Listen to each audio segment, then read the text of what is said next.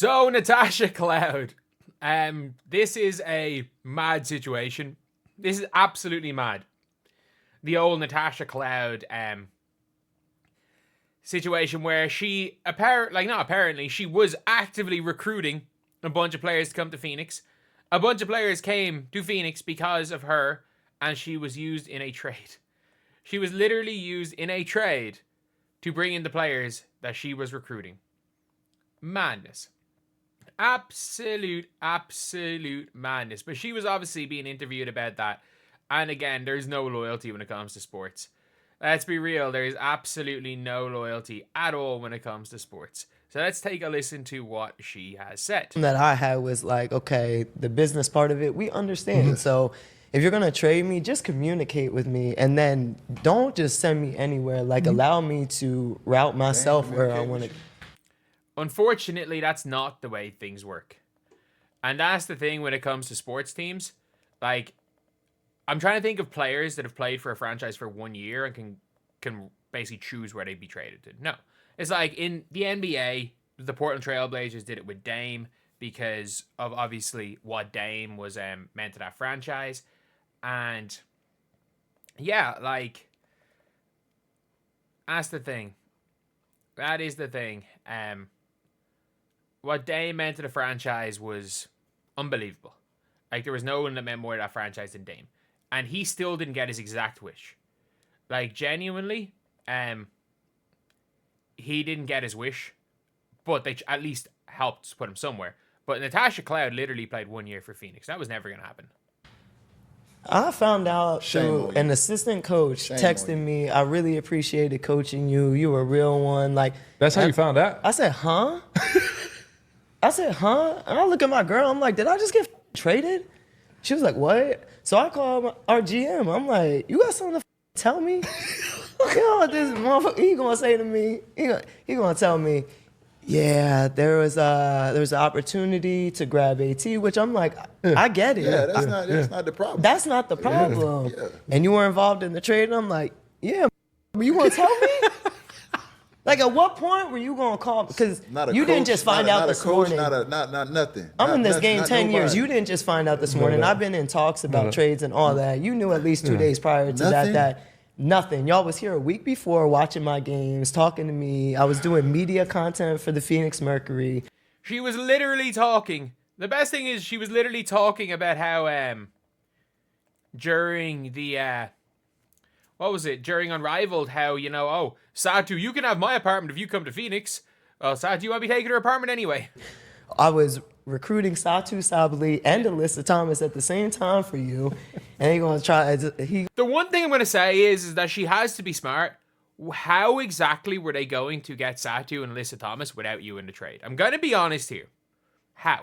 You were recruiting Alyssa Thomas and Satu. You probably didn't want to go to Dallas. You definitely didn't want to go to Connecticut. How did you expect the team to get those players without giving you up? Honestly, that's just common sense. Like, you have to be involved in that trade. And the Satu trade, the only reason the Satu trade got done is because Indiana wanted Sophie Cunningham. You gonna say we gotta trade talent to get talent? I said you. I said your karma gonna come back in every which way. Your karma's gonna come back. How did she not realize? Genuinely, how did she not realize that she would have to be traded for them? She was the only asset. Griner walked. Taurasi retired. She was their only asset. Her and Sophie Cunningham. They weren't trading Callie a freaking copper, were they? I said, you my dog. And then I called Nate. Where you going, dog. Mike? Bring your butt You back. my dog. I ain't finished. Bring yourself back, Mike. Okay? You my dog. Because then I had to call Nate because I truly, and I still love Nate, very much. That was my guy. But I was like, man, you told me I was your point guard. Y'all the same. Look me in my eye after I had 33 in that playoff game for y'all, where I almost got us to a game 3, and you said you gonna retire a Phoenix Mercury. Matt, Josh, Nick, Nate. That's what I'm upset about. The trade is business. Yes, I understand that. I get it. But y'all owed me more for what I gave to the organization. That's what we talk about, though. She gave a playoff game, and she was the 3rd best point guard in the WNBA last season. She gave 1 season of being the 3rd best point guard in the WNBA, and she never won a playoff game. She's played well in a playoff game. She literally just played in a playoff game. Like, I get it. I understand being pissed. But, like, you can't go with the for all I gave to the organization when, I'm sorry, you were recruiting 2 players better than you. Like, you were recruiting 2 players better than you.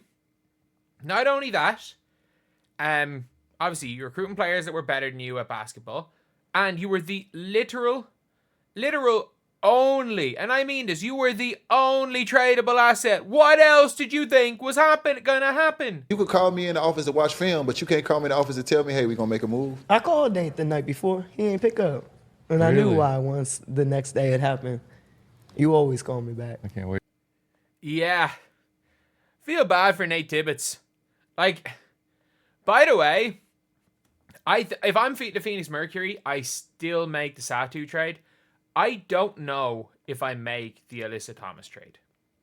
I think you kind of have to. And I think there was an assumption that with Alyssa Thomas, you got DeWanna Bonner. I think that it's a very, very different trade. We're talking about 2 very different trades. When